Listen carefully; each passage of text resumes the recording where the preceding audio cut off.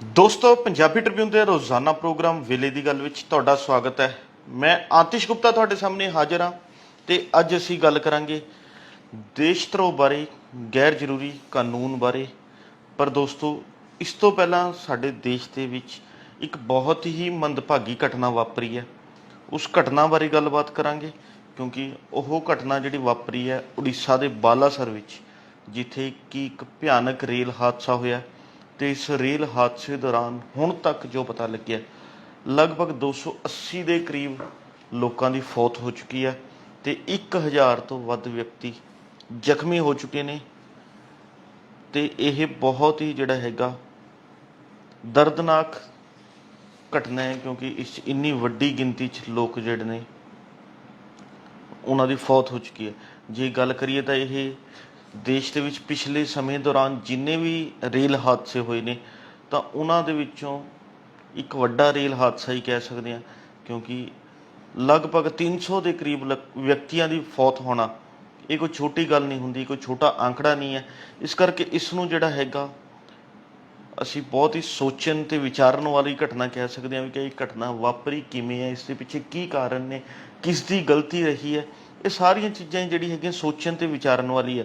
ਪਰ ਉੱਥੇ ਨਾਲ ਨਾਲ ਇਹ ਵੀ ਗੱਲ ਆਉਂਦੀ ਹੈ ਵੀ ਕਿ ਜਦੋਂ ਸਾਡਾ ਦੇਸ਼ ਤਰੱਕੀ ਦੀ ਰਾਹ 'ਤੇ ਬਹੁਤ ਤੇਜ਼ੀ ਨਾਲ ਅੱਗੇ ਵੱਧ ਰਿਹਾ, ਪਰ ਵੀ ਕਿ ਜਿੱਥੇ ਕਿ ਰੇਲਾਂ ਦੀ ਗੱਲ ਕਰ ਰਹੇ ਹਾਂ, ਰੇਲ ਵਿਭਾਗ ਦੀ ਗੱਲ ਕਰ ਰਹੇ ਹਾਂ, ਤਾਂ ਅਸੀਂ ਬਹੁਤ ਹੀ ਫਾਸਟੈਸਟ ਰੇਲ ਗੱਡੀਆਂ ਜਿਹੜੀਆਂ ਉਹ ਦੇਸ਼ ਦੇ ਵਿੱਚ ਦੌੜਾ ਰਹੇ ਹਾਂ, ਸ਼ੁਰੂ ਕਰ ਰਹੇ ਹਾਂ। ਤਾਂ ਉਸ ਦੇ ਨਾਲ ਹੀ ਜਿਹੜਾ ਹੈਗਾ ਦੇਖੀਏ ਤਾਂ ਕਈ ਤਰ੍ਹਾਂ ਦੇ ਖਤਰਿਆਂ ਨੂੰ ਵੀ ਅਸੀਂ ਜਿਹੜਾ ਸੱਦਾ ਦੇ ਰਹੇ ਹਾਂ। ਉਹੀ ਖਤਰਿਆਂ ਦਾ ਨਤੀਜਾ ਸਾਨੂੰ ਜਿਹੜਾ ਹੈਗਾ ਬਾਲਾਸਰ ਦਾ ਰੇਲ ਹਾਦਸਾ ਉਸੀ ਕਰਕੇ ਵਾਪਰਿਆ, ਕਹਿ ਸਕਦੇ ਹਾਂ ਵੀ ਕਿ ਵਾਪਰਿਆ। ਪਰ ਜੇ ਦੇਖੀਏ ਤਾਂ ਇਹਨਾਂ ਮੁੱਦਿਆਂ 'ਤੇ ਵੀ ਕਿ ਇਹ ਘਟਨਾ ਕਿਵੇਂ ਹੋਈ ਹੈ, ਕੀ ਕਾਰਨ ਨੇ, ਕੌਣ ਕਸੂਰਵਾਰ ਹੈ, ਕੌਣ ਇਸ ਦੇ ਪਿੱਛੇ ਅਸਲ ਜਿਹੜੀ ਸੱਚਾਈ ਕੀ ਹੈ, ਉਹਨਾਂ ਸਾਰੀਆਂ ਘਟਨਾਵਾਂ ਨੂੰ ਲੈ ਕੇ, ਸਾਰੀਆਂ ਚੀਜ਼ਾਂ ਨੂੰ ਲੈ ਕੇ ਇਹ ਸਾਰਾ ਇੱਕ ਬਹੁਤ ਵੱਡਾ ਵਿਸ਼ਾ ਹੈ, ਬਹੁਤ ਵੱਡੀ ਬਹਿਸ ਇਸ ਬਾਰੇ ਕੀਤੀ ਜਾ ਸਕਦੀ ਹੈ। ਪਰ ਜੇ ਅਸੀਂ ਗੱਲ ਕਰੀਏ ਤਾਂ ਪਹਿਲਾਂ ਤਾਂ ਅਸੀਂ ਜਿਹੜੇ ਲਗਭਗ 300 ਦੇ ਕਰੀਬ 280 ਤੋਂ ਵੱਧ ਵਿਅਕਤੀਆਂ ਦੀ ਫੌਤ ਹੋਈ ਹੈ, ਅਸੀਂ ਅਦਾਰਾ ਟ੍ਰਿਬਿਊਨ ਵੱਲੋਂ ਜਿਹੜਾ ਹੈਗਾ ਉਹਨਾਂ ਦੇ ਪਰਿਵਾਰਕ ਮੈਂਬਰਾਂ ਨੂੰ ਦੁੱਖ ਦਾ ਪ੍ਰਗਟਾਵਾ ਕਰਦੇ ਹਾਂ ਵੀ ਕਿ ਇਹ ਬਹੁਤ ਮੰਦਭਾਗੀ ਘਟਨਾ ਹੋਈ ਹੈ। ਤੇ ਦੂਜੇ ਪਾਸੇ ਨਾਲ ਹੀ ਅਸੀਂ ਇਹ ਵੀ ਦੇਖ ਰਹੇ ਹਾਂ ਵੀ ਕਿ ਦੇਸ਼ ਦੇ ਪ੍ਰਧਾਨ ਮੰਤਰੀ ਸ਼੍ਰੀ ਨਰਿੰਦਰ ਮੋਦੀ, ਗ੍ਰਹਿ ਮੰਤਰੀ ਅਮਿਤ ਸ਼ਾਹ, ਉਹ ਖੁਦ ਜਿਹੜਾ ਬਾਲਾਸਰ ਪਹੁੰਚ ਚੁੱਕੇ ਨੇ। ਉੱਥੇ ਉਹ ਪੀੜਤਾਂ ਦਾ ਹਾਲ ਚਾਲ ਪੁੱਛ ਰਹੇ ਨੇ ਤੇ ਨਾਲ ਹੀ ਜਿਹੜਾ ਹੈਗਾ ਇਸ ਘਟਨਾ ਦਾ ਜਾਇਜ਼ਾ ਲੈ ਰਹੇ ਨੇ, ਕਿਉਂਕਿ ਇਸ ਘਟਨਾ ਤੋਂ ਬਾਅਦ ਦੇਸ਼ ਦੇ ਵਿੱਚ ਚਾਹੇ ਸਾਡੀ ਕੇਂਦਰ ਸਰਕਾਰ ਹੋਵੇ, ਚਾਹੇ ਉੱਥੇ ਦੀ ਉੜੀਸਾ ਸਰਕਾਰ ਹੋਵੇ, ਚਾਹੇ ਨਾਲ ਗੁਆਂਢੀ ਸੂਬਾ ਚਾਹੇ ਵੈਸਟ ਬੰਗਾਲ ਦੀ ਗੱਲ ਕਰ ਲਈਏ, ਚਾਹੇ ਤਮਿਲਨਾਡੂ ਦੀ ਗੱਲ ਕਰ ਲਈਏ, ਉਹ ਸਾਰੀਆਂ ਸਰਕਾਰਾਂ ਮਿਲ ਕੇ ਜਿਹੜੀ ਹੈਗੀਆਂ ਇਸ ਘਟਨਾ ਤੋਂ ਬਾਅਦ ਇਸ ਘਟਨਾ ਨੂੰ ਸਾਂਭਣ ਲਈ, ਵਿਚਾਰਨ ਲਈ ਜਾਂ ਉਸ 'ਤੇ ਕੰਮ ਕਰ ਰਹੀਆਂ ਨੇ, ਜੋ ਕਿ ਇੱਕ ਸ਼ਲਾਘਾਯੋਗ ਹੈ ਵੀ ਕਿ ਸਾਰੇ ਸਾਂਝੇ ਤੌਰ 'ਤੇ ਇਸ ਘਟਨਾ ਤੋਂ ਬਾਅਦ ਜਿਹੜਾ ਹੈਗਾ ਕੰਮ ਕਰ ਰਹੀਆਂ ਨੇ ਤੇ ਇਸ ਘਟਨਾ ਨੂੰ ਛੇਤੀ ਤੋਂ ਛੇਤੀ ਜਿਹੜਾ ਹੈਗਾ ਉੱਥੇ ਦਾ ਸਾਰਾ ਕੁਝ ਸਾਂਭਣ ਦੀ ਕੋਸ਼ਿਸ਼ ਕਰ ਰਹੀਆਂ ਨੇ। ਪਰ ਜਦੋਂ ਅਸੀਂ ਗੱਲ ਕਰਦੇ ਹਾਂ ਤਾਂ ਕਿਉਂਕਿ ਇਹ ਚਾਹੇ ਕਹਿ ਦਈਏ ਘਟਨਾ ਦੇ ਪਿੱਛੇ ਟਾਈਮ ਮਿਸਮੈਚ ਹੋਵੇ, ਵੀ ਕਿ ਸਮੇਂ ਸਿਰ ਗੱਡੀਆਂ ਨਹੀਂ ਚੱਲ ਸਕੀਆਂ, ਹੋਰ ਕਈ ਚੀਜ਼ਾਂ ਨਿਕਲ ਕੇ ਆਉਂਦੀਆਂ, ਪਰ ਇਸ ਤੋਂ ਸਾਨੂੰ ਕਈ ਤਰ੍ਹਾਂ ਦੇ ਸਬਕ ਵੀ ਸਿੱਖਣ ਨੂੰ ਮਿਲਦੇ ਨੇ ਵੀ ਕਿ ਭਵਿੱਖ ਦੇ ਵਿੱਚ ਹੋਰ ਨਹੀਂ ਤਾਂ ਰੇਲਾਂ ਨੂੰ ਲੈ ਕੇ ਜਿਹੜੀ ਚੌਕਸੀ ਹੈਗੀ ਰੱਖਣੀ ਬਹੁਤ ਜ਼ਰੂਰੀ ਹੈ, ਕਿਉਂਕਿ ਇੱਕ ਰੇਲ ਗੱਡੀ 'ਚ ਹਜ਼ਾਰਾਂ ਲੋਕ ਸਫ਼ਰ ਕਰਦੇ ਨੇ। ਤਾਂ ਜੇਕਰ ਉਸ ਰੇਲ ਗੱਡੀ ਨੂੰ ਕੁਝ ਹੁੰਦਾ ਜਾਂ ਉੱਥੇ ਰੇਲ ਦੀ ਪਟੜੀ 'ਤੇ ਕੋਈ ਹਾਦਸਾ ਵਾਪਰਦਾ ਤਾਂ ਇਹ ਸਿੱਧੇ ਤੌਰ 'ਤੇ ਹਜ਼ਾਰਾਂ ਪਰਿਵਾਰਾਂ ਨੂੰ, ਜੇ ਦੇਖੇ ਤਾਂ ਹਜ਼ਾਰਾਂ ਪਰਿਵਾਰਾਂ ਦੀ ਜ਼ਿੰਦਗੀ ਦਾ ਸਵਾਲ ਬਣ ਜਾਂਦਾ। ਇਸ ਲਈ ਲੋੜ ਇਹ ਵੀ ਹੈ ਵੀ ਕਿ ਸਰਕਾਰਾਂ ਜਿਹੜੀਆਂ ਹੈਗੀਆਂ ਉੱਥੇ ਧਿਆਨ ਦੇਣ, ਉੱਧਰਲੇ ਪਾਸੇ ਜਿਹੜਾ ਹੈਗਾ ਗੌਰ ਕਰਨ। ਪਰ ਦੋਸਤੋ, ਜੇ ਅਸੀਂ ਇਤਿਹਾਸ ਦੇ ਵਿੱਚ ਰੇਲ ਹਾਦਸਿਆਂ 'ਤੇ ਨਜ਼ਰ ਮਾਰਦੇ ਹਾਂ ਤਾਂ ਇਹ ਦੇਸ਼ ਦਾ ਕੋਈ ਪਹਿਲਾ ਹਾਦਸਾ ਨਹੀਂ ਹੈ, ਕਿਉਂਕਿ ਜੇ ਗੱਲ ਕਰਦੇ ਹਾਂ ਤਾਂ ਇਤਿਹਾਸ ਦੇ ਵਿੱਚ ਸਭ ਤੋਂ ਵੱਡਾ ਰੇਲ ਹਾਦਸਾ ਜਿਹੜਾ ਉਹ 1981 ਦੇ ਵਿੱਚ ਵਾਪਰਿਆ ਸੀ। ਉਸ ਸਮੇਂ ਜਿਹੜੀ ਰੇਲ ਗੱਡੀ ਆ ਉਹ ਪੁੱਲ ਤੋਂ ਹੇਠਾਂ ਜਿਹੜੀ ਹੈਗੀ ਡਿੱਗਦੀ ਸੀ। ਉਸ ਸਮੇਂ ਲਗਭਗ 800 ਤੋਂ ਵੱਧ ਵਿਅਕਤੀਆਂ ਦੀ ਫੌਤ ਹੋ ਗਈ ਸੀ ਤੇ ਹਜ਼ਾਰਾਂ ਵਿਅਕਤੀ ਜ਼ਖਮੀ ਹੋ ਗਏ ਸੀ। ਇਹ ਸਰਕਾਰੀ ਆંકੜਾ ਹੈ। ਜਦੋਂ ਕਿ ਜਦ ਅਸਲ ਆંકੜਾ ਦੇਖਦੇ ਹਾਂ ਜਾਂ ਅਸਲ ਆંકੜੇ ਨੂੰ ਲੱਭਣ ਦੀ ਕੋਸ਼ਿਸ਼ ਕਰੀਏ ਤਾਂ ਉਹ ਆંકੜਾ ਜਿਹੜਾ ਹੈਗਾ ਇਸ ਤੋਂ ਕਿਤੇ ਵੱਧ ਹੋ ਸਕਦਾ। ਪਰ ਸਰਕਾਰੀ ਆંકੜਾ ਕਹਿੰਦਾ ਵੀ ਕਿ 1981 'ਚ ਜਿਹੜਾ ਰੇਲ ਹਾਦਸਾ ਹੋਇਆ ਸੀ ਉਸ 'ਚ 800 ਤੋਂ ਵੱਧ ਵਿਅਕਤੀਆਂ ਦੀ ਫੌਤ ਹੋ ਗਈ ਸੀ। ਅਤੇ ਉਸ ਤੋਂ ਬਾਅਦ ਜੇ ਅਸੀਂ ਦੇਖਦੇ ਹਾਂ ਤਾਂ ਕਿਉਂਕਿ ਉਸ ਹਾਦਸੇ ਵਿੱਚ ਕਈ ਤਰ੍ਹਾਂ ਦੇ ਕਾਰਨ ਸੀਗੇ, ਤਾਂ ਉਹ ਹਾਦਸਾ ਜਿਹੜਾ ਸਾਈਕਲੋਨ ਕਰਕੇ ਜਿਹੜਾ ਹੈਗਾ ਦੌਰਾਨ ਹੋਇਆ ਸੀ, ਤਾਂ ਉੱਥੇ ਹੋਰ ਜਿਹੜਾ ਹੈਗਾ ਘਟਨਾ ਭਿਆਨਕ ਬਣ ਜਾਂਦੀ ਹੈ। ਤੇ ਇਹੋ ਜਿਹੇ ਹਾਲ ਦੇ ਵਿੱਚ ਬਹੁਤ ਕੁਝ ਸੋਚਣ ਵਿਚਾਰਨ ਦੀ ਲੋੜ ਹੈ। ਤੇ ਇਸ ਤੋਂ ਬਾਅਦ ਜੇ ਅਸੀਂ ਦੇਖਦੇ ਹਾਂ ਤਾਂ ਸਾਲ 1995 ਦੇ ਵਿੱਚ ਫਿਰੋਜ਼ਾਬਾਦ ਦੇ ਵਿੱਚ ਘਟਨਾ ਵਾਪਰੀ, ਉੱਥੇ ਵੀ ਰੇਲ ਹਾਦਸਾ ਹੋਇਆ ਜਦੋਂ 350 ਦੇ ਕਰੀਬ ਵਿਅਕਤੀਆਂ ਦੀ ਫੌਤ ਹੋ ਗਈ। 1999 ਦੇ ਵਿੱਚ ਕਲਕੱਤੇ ਦੇ ਨਜ਼ਦੀਕ ਵਾਪਰਿਆ, ਉਸ 'ਚ 285 ਵਿਅਕਤੀਆਂ ਦੀ ਫੌਤ ਹੋ ਗਈ ਸੀ। ਤੇ ਇਸੇ ਤਰ੍ਹਾਂ 2016 ਦੇ ਵਿੱਚ ਉੱਤਰ ਪ੍ਰਦੇਸ਼ ਦੇ ਕਾਨਪੁਰ ਦੇ ਨਜ਼ਦੀਕ ਜਿਹੜਾ ਹੈਗਾ ਕਾਨਪੁਰ ਵਿਖੇ ਇੱਕ ਰੇਲ ਹਾਦਸਾ ਵਾਪਰਿਆ, ਤਾਂ ਉਸ 'ਚ ਲਗਭਗ 150 ਦੇ ਕਰੀਬ ਵਿਅਕਤੀਆਂ ਦੀ ਫੌਤ ਹੋ ਗਈ ਤੇ ਵੱਡੀ ਗਿਣਤੀ 'ਚ ਲੋਕ ਜ਼ਖਮੀ ਹੋ ਗਏ ਸੀ। ਦੋਸਤੋ, ਫਿਰ ਅਸੀਂ ਇੱਕ ਵਾਰ ਇਹੀ ਗੱਲ ਕਹਿੰਦੇ ਹਾਂ ਕਿ ਇਹ ਜਿਹੜਾ ਅਸੀਂ ਮੌਤਾਂ ਦਾ ਆંકੜਾ ਦੱਸ ਰਹੇ, ਇਹ ਸਰਕਾਰੀ ਆંકੜਾ ਹੈ, ਜਦੋਂ ਕਿ ਅਸਲ ਆંકੜਾ ਇਸ ਤੋਂ ਕਿਤੇ ਵੱਧ ਹੋ ਸਕਦਾ ਹੈ। ਠੀਕ ਹੈ, ਜੇਕਰ ਇਹੋ ਜਿਹੇ ਹਾਦਸੇ ਵਾਪਰਦੇ ਨੇ ਤਾਂ ਕਿੰਨੀ ਵੱਡੀ ਗਿਣਤੀ 'ਚ ਲੋਕ ਜਿਹੜਾ ਹੈਗਾ ਫੌਤ ਦਾ ਸ਼ਿਕਾਰ ਹੁੰਦੇ ਨੇ, ਉਹ ਬਹੁਤ ਹੀ ਵਿਚਾਰਨਯੋਗ ਗੱਲ ਹੈ। ਕਿਉਂਕਿ ਦੂਜੇ ਪਾਸੇ ਅਸੀਂ ਦੇਖੀਏ ਤਾਂ ਇੱਕ 2018 'ਚ ਵੀ ਸਾਡੇ ਪੰਜਾਬ ਦੇ ਅੰਮ੍ਰਿਤਸਰ ਸ਼ਹਿਰ ਦੇ ਵਿੱਚ ਇੱਕ ਰੇਲ ਹਾਦਸਾ ਹੋਇਆ। ਉਹ ਰੇਲ ਹਾਦਸਾ ਤਾਂ ਦੁਸਹਿਰੇ ਵਾਲੇ ਦਿਨ ਹੋਇਆ ਸੀ, ਜਦੋਂ ਦੁਸਹਿਰੇ ਦਾ ਮੇਲਾ ਰੇਲਵੇ ਟਰੈਕ ਦੇ ਬਿਲਕੁਲ ਨਜ਼ਦੀਕ ਲੱਗਿਆ ਹੋਇਆ ਸੀ ਤੇ ਉੱਥੇ ਰਾਵਣ ਦੇ ਪੁਤਲੇ ਸਾੜਨ ਦਾ ਪ੍ਰੋਗਰਾਮ ਹੋ ਰਿਹਾ ਸੀਗਾ। ਤੇ ਉਸੇ ਦੌਰਾਨ ਇੱਕ ਰੇਲ ਗੱਡੀ ਰੇਲਵੇ ਟਰੈਕ ਤੇ ਆਉਂਦੀ ਹੈ ਤੇ ਉਹ ਵੱਡੀ ਗਿਣਤੀ 'ਚ ਲੋਕਾਂ ਨੂੰ ਕੁਚਲ ਦਿੰਦੀ ਹੈ। ਉਸ ਦੌਰਾਨ ਵੀ ਲਗਭਗ 50 ਤੋਂ ਵੱਧ ਵਿਅਕਤੀਆਂ ਦੀ ਫੌਤ ਹੋ ਗਈ ਸੀ ਤੇ ਵੱਡੀ ਗਿਣਤੀ 'ਚ ਲੋਕ ਜਿਹੜੇ ਨੇ ਜ਼ਖਮੀ ਹੋਏ ਸੀ। ਦੋਸਤੋ, ਇਹ ਸਾਰੀਆਂ ਘਟਨਾਵਾਂ ਜਿਹੜੀਆਂ ਹੈਗੀਆਂ ਸਾਨੂੰ ਬਹੁਤ ਕੁਝ ਸਿੱਖਣ ਦਾ ਜਿਹੜਾ ਹੈਗਾ ਸਬਕ ਦਿੰਦੀਆਂ ਨੇ। ਤਾਂ ਲੋੜ ਇਹੀ ਹੈ, ਸਾਡੀਆਂ ਸਰਕਾਰਾਂ ਨੂੰ ਚਾਹੀਦਾ ਵੀ ਕਿ ਉਹ ਇਸ ਬਾਰੇ ਸੋਚਣ, ਵਿਚਾਰ ਕਰਨ, ਤਾਂ ਜੋ ਇਹੋ ਜਿਹੀ ਘਟਨਾਵਾਂ ਭਵਿੱਖ ਦੇ ਵਿੱਚ ਨਾ ਹੋਣ। ਕਿਉਂਕਿ ਇਹ ਕੋਈ ਛੋਟੀ ਮੋਟੀ ਘਟਨਾ ਨਹੀਂ ਹੈ, ਇਹ ਇੱਕ ਵਿਅਕਤੀ ਦੀ ਫੌਤ ਨਾਲ ਆਪਾਂ ਨਹੀਂ ਗੱਲ ਕਰ ਸਕਦੇ। ਜਦੋਂ ਕਿ ਇੱਕ ਵਿਅਕਤੀ ਦੀ ਫੌਤ ਨਾਲ ਉਸਦਾ ਪੂਰਾ ਪਰਿਵਾਰ ਜਿਹੜਾ ਹੈਗਾ ਉਹ ਪ੍ਰਭਾਵਿਤ ਹੁੰਦਾ, ਤਾਂ ਇਹ ਵਿਅਕਤੀਆਂ ਦੀ ਗੱਲ ਨਾ ਕਰੀਏ, ਇੰਨੇ ਪਰਿਵਾਰ ਜਿਹੜੇ ਨੇ ਇਸ ਘਟਨਾ ਤੋਂ ਬਾਅਦ ਪ੍ਰਭਾਵਿਤ ਹੋ ਰਹੇ ਨੇ। ਤਾਂ ਇਸ ਕਰਕੇ ਚਾਹੀਦਾ ਇਹੀ ਹੈ, ਚਾਹੇ ਸਾਡੀ ਸਰਕਾਰ ਹੈ, ਚਾਹੇ ਰੇਲ ਵਿਭਾਗ ਹੈ, ਉਹਨਾਂ ਨੂੰ ਇਸ ਬਾਰੇ ਜਿਹੜਾ ਹੈਗਾ ਚੌਕਸ ਰਹਿਣ ਦੀ ਲੋੜ ਹੈ, ਸੋਚਣਾ ਚਾਹੀਦਾ, ਵਿਚਾਰ ਕਰਨਾ ਚਾਹੀਦਾ। ਪਰ ਇਸ ਦੇ ਨਾਲ ਹੀ ਉੜੀਸਾ ਦੇ ਬਾਲਾਸਰ 'ਚ ਵਾਪਰੀ ਘਟਨਾ ਨੂੰ ਲੈ ਕੇ ਜਿਹੜਾ ਕੇਂਦਰ ਸਰਕਾਰ ਨੇ ਵੀ ਉੱਚ ਪੱਧਰੀ ਜਾਂਚ ਦੇ ਹੁਕਮ ਦੇ ਦਿੱਤੇ ਨੇ। ਪਰ ਉੱਥੇ ਜੇ ਦੇਖਦੇ ਹਾਂ ਤਾਂ ਆਮ ਆਦਮੀ ਪਾਰਟੀ ਦੇ ਵਿਧਾਇਕ ਨੇ, ਸੌਰਵ ਭਾਰਦਵਾਜ ਦਿੱਲੀ ਤੋਂ ਵਿਧਾਇਕ ਨੇ, ਉਹਨਾਂ ਨੇ ਕੇਂਦਰੀ ਰੇਲ ਮੰਤਰੀ ਦੀ ਜਿਹੜਾ ਹੈਗਾ ਅਸਤੀਫੇ ਦੀ ਮੰਗ ਕੀਤੀ ਹੈ ਕਿ ਇਸ ਘਟਨਾ ਤੋਂ ਬਾਅਦ ਉਹਨਾਂ ਨੂੰ ਅਸਤੀਫਾ ਦੇ ਦੇਣਾ ਚਾਹੀਦਾ।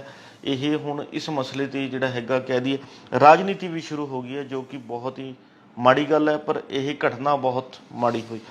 ਹੁਣ ਦੋਸਤੋ, ਇਸ ਦੇ ਨਾਲ ਹੀ ਗੱਲ ਕਰਦੇ ਹਾਂ ਅਸੀਂ ਦੇਸ਼ ਦੇ ਵਿੱਚ ਜਿਹੜਾ ਦੇਸ਼ ਧਰੋਹ ਬਾਰੇ, ਗੈਰ ਜ਼ਰੂਰੀ ਕਾਨੂੰਨ ਦੇ ਬਾਰੇ। ਕਿਉਂਕਿ ਇਸ ਦੇਸ਼ ਧਰੋਹ ਦੇ ਕਾਨੂੰਨ ਨੂੰ ਸੁਪਰੀਮ ਕੋਰਟ ਨੇ ਮਈ 2022 ਦੇ ਵਿੱਚ ਜਿਹੜਾ ਹੈਗਾ ਇੱਕ ਤਰ੍ਹਾਂ ਦਾ ਰੱਦ ਕਰ ਦਿੱਤਾ ਸੀ। ਇਸ ਤਹਿਤ ਕੋਈ ਵੀ ਕੇਸ ਨਾ ਦਰਜ ਕਰਨ ਦੇ ਹੁਕਮ ਦਿੱਤੇ ਸੀ। ਪਰ ਜਿਹੜਾ ਹੁਣ ਇੱਕ ਨਵੀਂ ਜਿਹੜੀ ਹੈਗੀ ਹੈ ਰਿਪੋਰਟ ਆਈ ਹੈ, ਇਹ ਰਿਪੋਰਟ ਆਈ ਹੈ ਲਾਅ ਕਮਿਸ਼ਨ ਦੀ।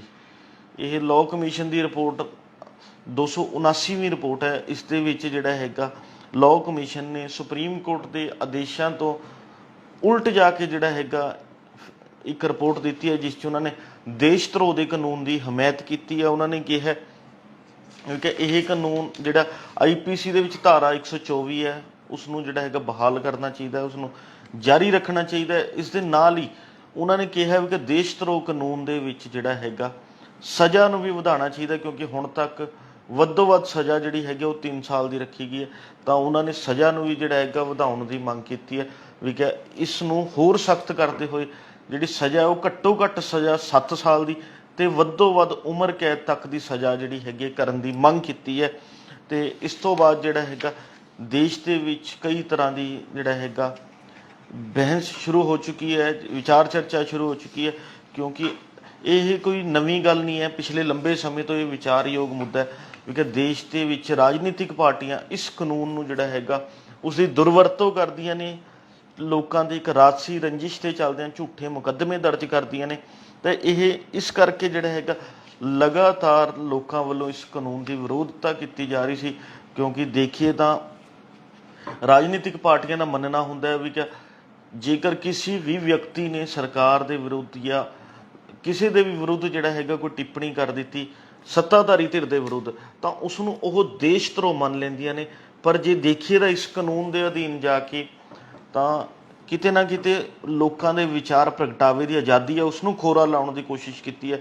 ਕਿਉਂਕਿ ਕਿਸੇ ਰਾਜਨੀਤਿਕ ਪਾਰਟੀ ਤੇ ਕੋਈ ਟਿੱਪਣੀ ਕਰਨਾ, ਉਸਦੀ ਕਾਰਗੁਜ਼ਾਰੀ ਨੂੰ ਲੈ ਕੇ ਸਵਾਲ ਖੜੇ ਕਰਨਾ, ਇਹ ਕੋਈ ਦੇਸ਼ ਧਰੋਹ ਦਾ ਮੁੱਦਾ ਨਹੀਂ ਹੁੰਦਾ, ਇਹ ਕੋਈ ਦੇਸ਼ ਧਰੋਹ ਦੀ ਗੱਲ ਨਹੀਂ ਹੈ। ਕਿਉਂਕਿ ਇਹ ਹਰ ਵਿਅਕਤੀ ਦਾ ਇੱਕ ਹੱਕ ਹੈ ਵੀ ਕਿ ਜੇਕਰ ਕੋਈ ਰਾਜਨੀਤਿਕ ਪਾਰਟੀ ਸੱਤਾ ਦੇ ਵਿੱਚ ਕਾਬਜ਼ ਹੁੰਦੀ ਹੈ ਤੇ ਉਹ ਸਹੀ ਢੰਗ ਨਾਲ ਕੰਮ ਨਹੀਂ ਕਰ ਰਹੀ ਤਾਂ ਉਸਦੀ ਕਾਰਗੁਜ਼ਾਰੀ ਤੇ ਸਵਾਲ ਚੁੱਕੇ ਜਾ ਸਕਣ, ਉਸਦੇ ਆਗੂਆਂ ਦੇ ਵਿਰੁੱਧ ਬੋਲਿਆ ਜਾ ਸਕੇ। ਇਹ ਹੱਕ ਹੈ ਹਰ ਵਿਅਕਤੀ ਦਾ। ਇਸ ਲਈ ਲੋੜ ਹੈ ਵੀ ਕਿ ਇਸ ਕਾਨੂੰਨ ਨੂੰ ਜਿਹੜਾ ਹੈਗਾ ਦੁਰਵਰਤੋਂ ਜਿਹੜੀ ਹੋ ਰਹੀ ਸੀ ਉਸਨੂੰ ਰੋਕਣਾ ਬਹੁਤ ਜ਼ਰੂਰੀ ਹੈ। ਪਰ ਹੁਣ ਇਹ ਕਮਿਸ਼ਨ ਦੀ ਰਿਪੋਰਟ ਸੁਪਰੀਮ ਕੋਰਟ ਦੇ ਫੈਸਲੇ ਦੇ ਉਲਟ ਹੈ। ਦੇਖਣ ਵਾਲੀ ਗੱਲ ਹੋਵੇਗੀ ਵੀ ਕਿ ਕੇਂਦਰ ਸਰਕਾਰ ਇਸ 'ਤੇ ਕੀ ਰੁਖ ਲੈਂਦੀ ਹੈ, ਕਿਸ ਤਰ੍ਹਾਂ ਦਾ ਫੈਸਲਾ ਲੈਂਦੀ ਹੈ। ਪਰ ਜੇ ਦੇਖੀਏ ਤਾਂ ਇਹ ਕੋਈ ਦੋਸਤੋ ਨਵੀਂ ਗੱਲ ਨਹੀਂ ਹੈ, ਕਿਉਂਕਿ ਇਸ ਕਾਨੂੰਨ 'ਤੇ ਜੇਕਰ ਪਿਛੋਕੜ 'ਚ ਨਜ਼ਰ ਮਾਰੀਏ ਤਾਂ ਸਾਡੇ ਅੰਗਰੇਜ਼ ਹਕੂਮਤ ਦੌਰਾਨ ਭਾਰਤ ਦੇ ਵਿੱਚ 1860 ਦੇ ਵਿੱਚ ਜਿਹੜਾ ਕਾਨੂੰਨ ਤਾਜੀਰਾਤ-ਏ-ਹਿੰਦ ਇੰਡੀਅਨ ਪੈਨਲ ਕੋਡ, ਜਿਹੜਾ IPC ਕਹਿ ਲਈਏ, ਹੁਣ ਭਾਰਤੀ ਦੰਡਾਵਲੀ ਕਹਿ ਲਈਏ, ਵਿੱਚ ਵੱਖ-ਵੱਖ ਤਰ੍ਹਾਂ ਦੇ ਅਪਰਾਧਾਂ ਨੂੰ ਜਿਹੜਾ ਹੈਗਾ ਪਰਿਭਾਸ਼ਿਤ ਕਰਕੇ ਉਹਨਾਂ ਦੀ ਸਜ਼ਾ ਨਿਸ਼ਚਿਤ ਕੀਤੀ ਗਈ ਸੀ ਵੀ ਕਿ ਇਸ 'ਚ ਘੱਟੋ ਘੱਟ ਸਜ਼ਾ ਕਿੰਨੀ ਹੋ ਸਕਦੀ ਹੈ, ਵੱਧੋ ਵੱਧ ਕਿੰਨੀ ਹੋ ਸਕਦੀ ਹੈ। ਅਤੇ ਇਹ ਸਾਰਾ ਕੁਝ ਜਿਹੜਾ ਹੈਗਾ ਉਸ 'ਚ ਕੀਤਾ ਗਿਆ ਸੀਗਾ। ਪਰ ਜੇ ਦੇਖੀਏ ਤਾਂ ਉਸ ਦੇ ਵਿੱਚ ਕਿਤੇ ਵੀ ਜਿਹੜਾ ਹੈਗਾ ਦੇਸ਼ ਧਰੋਹ ਵਰਗੇ ਅਪਰਾਧ ਨੂੰ ਲੈ ਕੇ ਜਾਂ ਉਸ ਦੇਸ਼ ਧਰੋਹ ਵਰਗੀ ਘਟਨਾਵਾਂ ਨੂੰ ਲੈ ਕੇ ਕੋਈ ਵੀ ਜਿਹੜਾ ਹੈਗਾ ਵਿਆਖਿਆ ਨਹੀਂ ਕੀਤੀ ਗਈ ਸੀ, ਕੋਈ ਜ਼ਿਕਰ ਨਹੀਂ ਕੀਤਾ ਗਿਆ ਸੀ। ਤਾਂ ਫਿਰ 1870 ਦੇ ਵਿੱਚ ਜਾ ਕੇ ਜਿਹੜਾ ਹੈਗਾ ਇਸ ਨੂੰ ਅਮੈਂਡ ਕੀਤਾ ਗਿਆ ਅਤੇ ਦੇਸ਼ ਧਰੋਹ ਬਾਰੇ ਧਾਰਾ 124A ਨੂੰ ਜਿਹੜਾ ਹੈਗਾ ਉਹ ਐਡ ਕੀਤੀ ਗਈ। ਤਾਂ ਇਹ ਕਾਨੂੰਨ ਜਿਹੜਾ ਹੈਗਾ ਆਜ਼ਾਦੀ ਦੇ ਸੰਘਰਸ਼ ਵਿੱਚ ਬਹੁਤ ਲੋਕਾਂ ਵਿਰੁੱਧ ਵਰਤਿਆ ਗਿਆ, ਪਰ ਉਸ ਸਮੇਂ ਵੀ ਇਸ ਦਾ ਵਿਰੋਧ ਹੁੰਦਾ ਰਿਹਾ। ਪਰ ਜਦੋਂ ਆਜ਼ਾਦੀ ਤੋਂ ਬਾਅਦ ਜਿਹੜਾ ਹੈਗਾ ਹਾਈ ਕੋਰਟ ਨੇ ਸਾਲ 1951 ਦੇ ਵਿੱਚ, ਅਤੇ ਇਸ ਦੇ ਨਾਲ ਹੀ ਇਲਾਹਾਬਾਦ ਹਾਈ ਕੋਰਟ ਨੇ ਜਿਹੜਾ ਹੈਗਾ 1959 ਦੇ ਵਿੱਚ ਜਿਹੜਾ ਹੈਗਾ ਇਸ ਕਾਨੂੰਨ ਨੂੰ ਅਸੰਵਿਧਾਨਿਕ ਦੱਸਿਆ ਸੀਗਾ, ਕਿਉਂਕਿ ਇਸ ਕਾਨੂੰਨ ਦੀ ਵੱਡੇ ਪੱਧਰ 'ਤੇ ਦੁਰਵਰਤੋਂ ਹੋ ਰਹੀ ਹੈ। ਅਤੇ ਸਾਲ 1962 ਦੇ ਵਿੱਚ ਜਿਹੜਾ ਹੈਗਾ ਸੁਪਰੀਮ ਕੋਰਟ ਨੇ ਵੀ ਸਪਸ਼ਟੀਕਰਨ ਦਿੱਤਾ ਸੀਗਾ ਵੀ ਕਿ ਸਿਆਸੀ ਪਾਰਟੀਆਂ ਜਿਹੜਾ ਉਹ ਆਪਣੀ ਰਾਜਨੀਤਿਕ ਰੰਜਿਸ਼ 'ਤੇ ਚੱਲਦਿਆਂ ਜਾਂ ਰਾਜਨੀਤਿਕ ਲੋਕ ਜਿਹੜੇ ਨੇ ਇਸ ਕਾਨੂੰਨ ਦੀ ਜਿਹੜਾ ਦੁਰਵਰਤੋਂ ਕਰ ਰਹੇ ਨੇ, ਉਸਨੂੰ ਜਿਹੜਾ ਹੈਗਾ ਸਹੀ ਢੰਗ ਨਾਲ ਨਹੀਂ ਵਰਤ ਰਹੇ। ਤਾਂ ਇਹ ਸੁਪਰੀਮ ਕੋਰਟ ਨੇ 1962 ਦੇ ਵਿੱਚ ਟਿੱਪਣੀ ਕੀਤੀ ਸੀ।